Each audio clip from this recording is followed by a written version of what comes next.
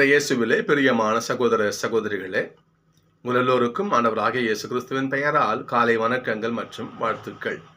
நான் உங்கள் அகஸ்டின் வேதிகர். இன்று டிசம்பர் மாதம் 31ஆம் தேதி 2024ஆம் ஆண்டு. ஆண்டவரின் மடியில் 5 நிமிடங்கள். இன்றைக்கு நாம் இந்த 2024ஆம் ஆண்டினுடைய கடைசி நாளில் இருக்கிறோம். இறுதி நாளில் இருக்கிறோம். கடவுள் இந்த ஆண்டு முழுவதும் நம்மளை எப்படிலாம் காபந்து பண்ணியிருப்பார். தாய் பறவை தன் குஞ்சுகளை ரக்கைகள் அப்படியே அரவணைச்சு பிடிச்சிருக்கிற மாதிரி இந்த இறுதி நாளை பார்க்கறது எவ்வளோ பேர் இதெல்லாம் இந்த உலகத்தில் இல்லையே. அதில் கடவுள் நமக்கு கிருபை செஞ்சிருக்காரு இல்லையா? அதற்கு நாம் என்ன அவருக்கு பிரதி உபகாரம் செய்ய போகிறோம் சிந்திச்சு பார்க்கணும். இன்றைக்கு தியானம் தான். இன்னைக்கு கடவுள் ஒரு சின்ன ஒரு பாட்டு வரும் பாருங்க. ஒரு நாளில் நீ செய்த நன்மைகளை சொல்ல நினைத்தால் வாழ்நாளே போதாதையா, சொல்லியும் தீராதையா, நன்றி சொல்வேன் நாளெல்லாம் உந்தன் பிள்ளையாய் நான் வாழ்வேன். கடவுளுக்கு நன்றி சொல்லணும், அவருடைய பிள்ளையாக அவருடைய வார்த்தைகளை கேட்டு வாழணும். இதுதான் நாம் ஏசப்பாக்க செய்கிற பிரதி உபகாரம். நன்றி சொல்லணும் ஆண்டவருக்கு. ஓசை ஆகமத்தில் 11ஆம் அதிகாரத்தில் அது வாசிச்சு பாருங்க. எப்பேற்பட்ட அது பகுதி தெரியுமா? அது ஓசை ஆகமம் என்பது ஆண்டோட இரக்கத்தை அப்படியே இரக்கத்தை கொட்டுகின்ற ஒரு ஒரு ஒரு புஸ்தகம். அது எப்ராஹிமை நான் எந்த அளவுக்கு வருந்தி அழைத்தேனோ அந்த அளவுக்கு என்னை விட்டு விலகி போறதுலேயே குறியா இருக்கிறேன். என் மகனை எகிப்திலிருந்து அழைச்சிட்டு வந்தவன் நான் தான் உங்களை காவல் பண்ணி கூட்டின்னு வந்தேன். பசின்னு கேட்ட சாப்பாடு கொடுத்தேன், தண்ணின்னு கேட்ட தண்ணி கொடுத்தேன், இறைச்சி கேட்ட இறைச்சி கொடுத்தேன். உனக்கு எதிராக அந்த அனைத்து அரசுகளையும் நான் முறியடிச்சு உன்னை நாட்டுக்கு கொண்டு போய் சேர்த்தனே. இவ்வளவும் நான் பண்ணனே, நீ எனக்கு என்ன பண்ண? என்னை விட்டு விலகி போறதுலேயே நம்ம எப்ராஹிம் குறியா இருக்கிறான். அப்படின்னு சொல்லிட்டு வார்த்தை இது. நான் அவன் பக்கம் சாஞ்சு உணவு ஓட்டினே, என் நிலையை மறந்து எந்த அளவுக்கு இறங்கி வந்து நான் உனக்காக எல்லாம் பண்ணனே, நீ என்னை விட்டு விலகி போறதுலேயே நீ குறியா இருக்கிறீங்க. ஆண்டவர் தன்னுடைய ஆதங்கத்தை கொட்டுகிறார். இதுதான் பிலிப்புல பாருங்க பார்ப்போம். கடவுள் தன்மையில் விளங்கி அவர் அந்த நிலையில உட்கார்ந்துகிட்டு இல்லாம மனுஷனா பிறந்து சிலுவை சாவை ஏற்கும் அளவுக்கு தம்மை தாழ்த்தி நமக்காக அந்த மனுஷன் இங்க வந்து உயிரை விட்டாரே. அந்த கடவுளுடைய பிள்ளைக்கு, அந்த மெசியாவுக்கு நாம் செய்கின்ற பிரதி உபகாரம் என்ன? நன்றி சொல்லுவோம் ஆண்டவருக்கு. நன்றி சொல்லுவோம். திருக்குறள் ஒன்று ஞாபகத்துக்கு வந்துச்சு. செய் நன்றி அறிதலைங்கிற அதிகாரத்தில் 110வது திருக்குறள். என் நன்றி கொன்றார்க்கும் உய்வுண்டாம். என் நன்றி, எந்த ஒரு அறத்தை கொன்றவனுக்கும், எந்த ஒரு அறச்செயலை செய்யாதவனுக்கும், எந்த ஒரு அறத்தை இழிவுபடுத்துறவனுக்கும், அந்த அறச்செயலை கொன்று ஒழிக்கிறவனுக்கும் உய்வு உண்டு. அவனுக்கு ஒரு மீட்பு உண்டு, அவனுக்கு உண்டு. ஆனால் உய்வு இல்லை, அவனுக்கு மீட்பே கிடையாது, மன்னிப்பே கிடையாது. யாருக்கு? செய் நன்றி கொன்ற மகற்கு. ஒருவன் தனக்கு செய்த நன்மைக்கு நன்றி உபகாரமா இல்லைன்னு வச்சுங்களேன், அவனுக்கு மன்னிப்பே கிடையாது. அவனுக்கு மன்னிப்பே கிடையாது. என் நன்றி கொன்றாருக்கும் உய்வுண்டாம். உய்வு இருக்குது, உய்வில்லை, மீட்பு இல்லை, மன்னிப்பு இல்லை. அவனுக்கு வாழ்க்கை கிடையாது, அவனுடைய மன்னிப்பு கிடையாது. யாருக்கு? உய்வில்லை, செய் நன்றி கொன்ற மகற்கு. முதல் வாசகம் பார்க்கலாம். இன்னைக்கு தொடக்கத்திலே வார்த்தை இருந்தது, அவ்வார்த்தை கடவுளோடு இருந்தது, அவ்வார்த்தை கடவுளாகவும் இருந்தது. மனிதனுக்குரிய வாழ்வு அவர்கிட்ட தான் இருந்தது, மனிதனுக்குரிய ஒளி அவர்கிட்ட தான் இருந்தது. இன்னைக்கு வாசகம் அவர்கிட்ட தான், நம்முடைய வாழ்க்கைக்கான பிரகாசம் அவர்கிட்ட தான் இருக்குது. நமக்காக கொண்டு வந்தார் அவர். 1:14 பாருங்க பார்ப்போம். மார்க் மனிதனா நம்மிடையே குடி கொண்டார். நம்முடைய குடிகொண்டார். நம்ம கூடவே வாழ வந்தாரே ஐயா, நமக்காகவே வந்தாரே. நமக்கு கஷ்டமா எல்லாத்தையும் ஓடி ஓடி செஞ்சாரு. மலைப்பிரசங்கத்தில் பசின்னு இருக்கிற மக்களுக்கு ஆண்டோட ஆசீர்வதிக்க அவ்வளோ உணவு போல வயிறு முட்டை சாப்பாடு கொடுத்தாரு. அந்த மெசியாவுக்கு நாம் என்ன செய்ய போறோம்? நன்றி சொல்லுவோம், நன்றி சொல்லுவோம். திருப்பால் 96 பாருங்க பார்ப்போம். விண்ணுலகம் மகிழ்கிறது, மண்ணுலகம் களி கூறுகிறது. ஏன் இருக்காத? ஆண்டோடைய ஆசிரியர் எங்க இருக்குது, மகிழ்ச்சியும் களிப்பும் இருக்குதான் செய்யும். அப்படி இந்த மண்ணுலகிற்கு களிப்பையும் மகிழ்ச்சியையும் ஆனந்தத்தையும் சந்தோஷத்தையும் கொடுக்கிற அந்த ஆண்டவருக்கு நாம என்ன செய்ய போறோம்? நம்ம செய்ய போறோம். இன்றைய முதல் வாசகம் பார்க்கணும். நம்ம இன்னைக்கு யோவான் திருமுகத்தில் 2ஆம் அதிகாரம். முன்னே சொல்லியிருக்கிறேன் நான், இந்த திருமுகம் எந்த பின்னணியில் எழுதப்பட்டதுன்னு சொன்னா, யோவான் காலத்துல சில தப்பறை கொள்கைகள் இருந்துச்சு. இயேசு கடவுளுடைய பிள்ளை கிடையாது, ஏசப்பா மெசியா கிடையாது என்ற அந்த தப்பறை கொள்கை பரவி இருந்துச்சு. அப்போ அந்த தப்பறை கொள்கைக்கு எதிராகத்தான் இந்த புஸ்தகம் எழுதப்படுகிறது. யோவான் எழுதுறார். சொல்ல பாருங்க பார்ப்போம். யாரெல்லாம் ஏசப்பாவை மெசியான ஏற்றுக்கொள்ளவில்லையோ, அவர் கடவுளுடைய பிள்ளையை எவன் ஒரு ஏற்றுக்கொள்ளவில்லையோ அவன் எதிர் கிறிஸ்துன்னு சொல்றாரு பாருங்க. அவன் கிறிஸ்துவோட எதிரி. அவன் உங்களுக்காகவே பிறந்து உங்களுக்காக தன் உசுரையே சிலுவையில 3 ஆணுகளுக்கு மத்தியில தொங்கினாரே அவரு. அந்த கடவுளையே நீ ஏத்துக்கலன்னா உனக்கு உய்வே கிடையாது. உனக்கு நீ கடவுளுக்கு எதிரி. உன்னை வந்து எதிர் கிறிஸ்து. நீ எதிர் கிறிஸ்து. ஏசப்பாவுடைய வார்த்தைப்படுத்தல திருத்தூர் பணிகளில் லூக்கா சொல்லுவார். அவர் சென்றனா நன்மை செய்து கொண்டே போனாராம். வார்த்தையை பாருங்க. ஏசப்பா எங்க போனா நன்மை செய்து கொண்டே சென்றார்னு பைபிள் சொல்லுகிறது. அப்படி நன்மையே செய்து கொண்ட அந்த கடவுளை, அந்த இறைமகனை இந்த மக்கள் எப்படி பிலாத்து அரண்மனை அங்க வழக்கு நடக்குது. பிலாத்து கேட்குறாரு, எப்பா பாஸ்கா விழா வருது இல்லையா, ஒரு கைதியை நான் விடுதலை பண்ணணும்ல, இந்த இயேசுவை நான் விட்டுட்டுமான்னு கேட்குறாரு. அவன் ரோமை ஆளுநர். அவன் இஸ்ராயல் யூதம் கிடையாது, ரோமை. அவன் கேட்குறான் அந்த மனுஷன். இவன் மாதிரி எந்த குறையும் நான் பார்க்கலையே ஐயா. இவர் சாகிற அளவுக்கு எந்த குத்தமுறை செஞ்சா தெரியலையே எனக்கு. இவன் நான் விட்டுட்டுமான்னு பிலாத்து கேட்கிறார். மக்கள் கத்துறாங்க. எந்த மக்களுக்காக அவர் பிறந்து வந்தாரோ, எந்த மக்களுக்காக அவர் உழைச்சி இல்லையா நடையா நடந்தாரோ, அற்புதமா செஞ்சாரோ, தொண்டை கிழியே கத்தி நன்மையெல்லாம் போதித்தார், அந்த ஜனம் கத்துதுங்க. இயேசுவை சிலுவையில் அறையும், பரபாவை விடுதலை செய்யும். பரபாச யார்? அவன் ஒரு திருடன், கொலகாரன், ஒரு தீவிரவாதி. அவனை விடுதலை பண்ணுங்க. இயேசுவை சிலுவையில் அறையும், அவரால் நன்மையை பெற்று வாழ்ந்த மக்கள் கத்தும்பொழுது ஏசப்பாடைய உள்ளம் எப்படி இருந்தாலும் யோசிச்சு பாருங்க. தானே வந்தார் அவர். தானே வந்தாரு. அருள்வாக்கு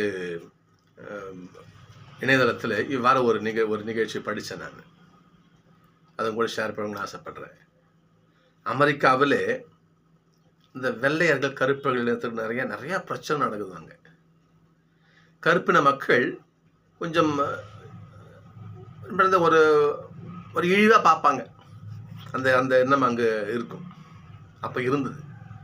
அந்த நேரத்தில் வாழ்ந்த ஒரு மனிதர் ஜான் ஹோவர்ட் கிரிப்பின் அப்படின்னு ஒரு நபர். அவர் இதை பார்க்குறாரு. இந்த கருப்பின மக்களை இவ்வளோ இழிவுபடுத்துகிறாங்களே அந்த மக்கள், நிறத்தில் என்ன இருக்குது, அவன் மனுஷன் தானே என்று சொல்லி அந்த மக்களுக்காக போராட இந்த ஜான் ஹோவர்ட் இறங்குறாரு, களத்தில் இறங்குறாரு. அப்போ கருப்பின மக்கள்கிட்ட போயிட்டு, அம்மா நீங்கள் கவலைப்படாதீங்க, நீங்கள் ஐயா நீங்கள் கவலைப்பட, நான் இருக்கிறேன் உங்களுக்காக, நான் உங்களுக்காக போராடுறேன், நீங்கள் தைரியமாக ஆறுதல் சொல்கிறாரு. இருந்தாலும் கருப்பின சொந்தங்கள் இவரை ஏற்றுக்க தயங்குறாங்க. நீங்களும் வெள்ளையாக தான் இருக்கிறீங்க, உங்களை எப்படி நாங்கள் நம்புறது என்று சொல்லி அவரை ஜானை ஏற்றுக்கொள்ள தயங்குறாங்க. ஜான் ஹோவர்ட் இதே நம்ம என்ன ஏற்றுக்க மாட்டாங்க, என்ன பண்ணலாம் சொல்லி என்ன பண்ணுறாராம். இவர் போயிட்டு உடம்பு முழுக்க கறி பெயிண்ட் வர்ணத்தை உடம்பு பூசிக்கிட்டாராம். கருப்பு பூசிக்கிட்டு வந்து நிற்கிறாரு. இப்போ பார்த்தீங்களா, நான் வெள்ளை இல்லை, நான் இப்போ கருப்பு தான், நான் உங்களை மாதிரி தான் இருக்கிறேன், நீங்கள் நம்மளாம் சேர்ந்து போராடும் என்று எந்திரிச்சு மக்கள் ஏற்றுக்கொண்டார்களாம். அதாவது உங்களுக்காக போராட உங்களை மாதிரியே நான் வரேன். ஏசப்பா யோசிச்சு பாருங்க. கடவுள் தன்மையில் விளங்கிய அவர் மனுஷனா பிறந்தார். மனிதரை மீட்க, நமக்கு நம்ம நல்வழிப்படுத்த, நம்ம பாவத்திலிருந்து மீட்டெடுத்து அப்பா கிட்ட ஒப்படைக்க. எப்படி ஒரு உடம்புல பெயிண்ட் கருப்பு பூசிட்டு போய் அவங்கள மாதிரியே போனாரோ, ஏசப்பா தான் வந்தார் நம்மை மீட்க. அப்புறம் தான் நமக்காக சிலுவையில் தொங்கினாரு. யோவான் 1:14. வாக்கு மனிதரானார், நம்மிடையே நமக்கிட்டே குடியிருந்தாரே, நம்மகிட்ட குடியிருந்தாரே, நமக்காக உழைச்சாரு, ஓடி ஓடி தொண்டைக்கை நமக்காக கத்துனாரு. அந்த கடவுளுக்கு இந்த ஆண்டு முழுவதும் 2024 இந்த ஆண்டு முழுவதும் ஆண்டு இறுதி நாள் நம்ம இருக்கிறோம். நம்ம இந்த ஆண்டு முழுவதும் நமக்கு ஆண்டவர் என்னென்ன கைகளையும் செஞ்சிருப்பாரு. நாம் அவருக்கு என்ன செய்ய போகிறோம் சிந்திச்சு பார்க்கணும். நம்ம நன்றி மறப்பது நன்றன்றுன்னு சொல்லுவாங்க. நன்றியை மறந்து போனோம் நம்மளாம் எதுக்கே சொல்லுங்க பார்ப்போம். அந்த சிறுவர் மலர் புஸ்தகம் இல்லை, அதில் ஒரு புஸ்தகத்தில் இந்த ஒரு கதையை படித்தேன். அந்த குழந்தைங்க தான் படிக்கிற கதை, நல்லா எனக்கு ரொம்ப பிடிச்ச கதை, அதை ஷேர் பண்ணிக்கிறேன். அந்த கதை, ஒரு சிங்கம் என்ன பண்ணிச்சான், ஒரு கூண்டில் மாட்டிக்கிச்சு. காட்டில் கூண்டு வச்சுருப்பாங்களே தெரியாம மாட்டிக்கிச்சு போயிட்டு. அப்போ அந்த காட்டு வழியை ஒரு வழிப்போக்கு அப்படி நடந்து போகிறான். அப்போ சிங்கம் என்ன பண்ணிச்சான், அந்த வழிப்போக்கனை பார்த்து, மனுஷா என்ன மாட்டிக்கிட்டேன், கொஞ்சம் காப்பாற்றேன். அவன் பார்க்குறான், நீ நான் உன்னை காப்பாற்றுறேன், நீ என்னை பிடிச்சி சாப்பிட்டீங்கன்னா நீ மனுஷங்களாம் பிடிச்சி தின்ற ஒரு மிருகம், விலங்கு நீ. நான் உன்னை காப்பாற்றுறேன், நீ என்னை பிடிச்சி சாப்பிட்டா நான் பண்ணுறது, நான் உன்னை காப்பாற்ற மாட்டேன் அப்படின்னு அவன் ஒதுங்குறான். இல்லை சத்தியமாக அவனை சாப்பிட மாட்டேன், நீ அவன் உசுரை காப்பாற்றி நான் அவனை சாப்பிடுவேன்னு சொல்லு.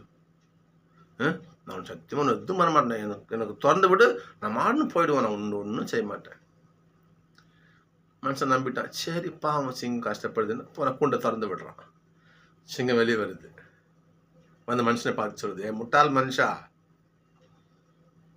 நான் பசியில் உள்ள உட்காந்துருந்தேன், சூப்பர் சாப்பாடு நீ கிடச்சிருக்கிற, நீ உன்னை காலி பண்ணிடுறேன் அப்படின்னு சொல்லிட்டு சிங்கம். சிங்கம் என்ன சொன்னேன்ட்ட, நீ திறந்து விடு, நான் அவனை விட்டுறேன்னு சொன்னல, இப்போ நீ வார்த்தை மாறலாமா, இது தப்புன்னு சொல்லிட்டு என்ன பண்ணுறது. 2 பேரும் பேசியிருக்கும்போது அது ஒரு நரி அங்கே வந்து வருது. நரி பார்க்குது, இந்த கான்வர்சேஷனை கேட்டுனே வருது. என்ன வருது, என்ன பிரச்சனை, இது நிறைய கொஞ்சம் நெல், நீயே எங்களுக்கு பஞ்சாயத்து சொல்லு, இதெல்லாம் சொல்கிறான் அவன். இது மனுஷா, நீ சொல்கிறது எனக்கு புரியல, நான் சிங்கத்தில் கேட்டுக்கிறேன். சிங்கண்ணே நீங்கள் சொல்லணும், என்ன நடந்து சொல்லுங்கண்ணே, என்ன நடந்துச்சு சொல்லுங்க பார்ப்போம், நீங்கள் செஞ்சு காட்டுங்க பார்ப்போம் நீங்கள் அப்படின்னு நரி சிங்கத்துக்கு சொன்னிச்சான். உடனே சிங்கம் என்ன பண்ணிச்சான், ஒன்றில் நரி இங்கே பாரு சொன்னா எப்படி நடிச்சு காட்டு, அப்போ அந்த கூண்டுக்குள்ளே உள்ளே போச்சு.